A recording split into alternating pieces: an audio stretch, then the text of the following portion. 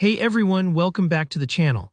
If you've ever wondered how to make that smooth hide and show password interaction in Figma, the very one you see on slick login forms, this is the tutorial you've been searching for.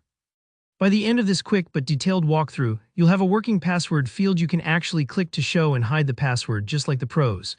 So let's jump right in. Alright, I've gone ahead and set up a few basics to keep this focused.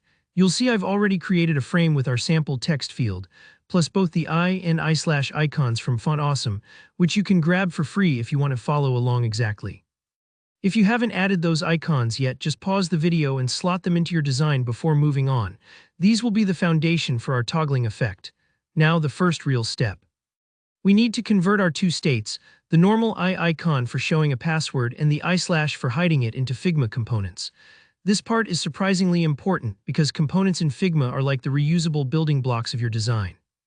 Think of them like Lego pieces you can click together and swap out as needed without redoing all your work every time. Click on the first frame, maybe the one where the password is hidden, and in the top menu select Create Component. You'll notice your layers turn purple. That's Figma's way of telling you, hey, this is reusable now. Do the same for your second frame with the opposite state, your Show Password version. Again, make it a component. At this point, don't worry if you're not totally sure why we're doing this. It'll make sense in just a minute when we wire up the interaction. Now comes the magic. With both of your components selected at the same time, right-click and choose Combine as Variants. This essentially bundles your two states into one master component with built-in toggling capability. If you look in your Properties panel, you'll see you now have a neat layout of two variations you can switch between. This is way more powerful than duplicating frames. Variants are ideal for interactions, especially toggles like hiding or showing a password. Let's add some interactivity. Head into the Prototype tab. Click on your first variant, let's say the I icon, and drag the blue node over to the second variant, the I/1. In the Interaction panel, set it so that on tap it will change to the other variant, and set the animation to instant for a snappy, responsive feel. If you want, you can experiment with other animations later, but instant keeps it feeling professional and quick. Now remember, toggling goes both ways. Repeat that interaction from the second variant, select it, drag the node back to the first variant, and again set on tap, change to an instant. This ensures that no matter which icon is showing, clicking it will swap it immediately to the other state, just how users expect in any modern UI. With that out of the way, let's get this interactive toggle out onto your actual mockup.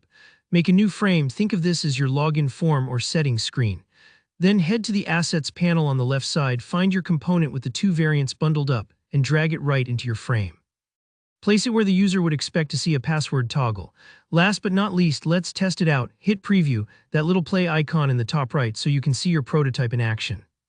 Click the icon and watch how it flips between show and hide, just like a real password field. If it doesn't work the first time, double-check those tap interactions in the Prototype tab. Sometimes it takes a bit of tweaking, but don't worry, you'll get the hang of it. And that's it. You've just made a sleek, functional hide show password toggle in Figma that you can reuse in all your projects. If this was helpful, go ahead and give the video a thumbs up, and let me know in the comments if you have any questions or ideas for future tutorials. Don't forget to subscribe so you never miss out on practical Figma tips and tricks. Thanks for watching, and I'll see you in the next one.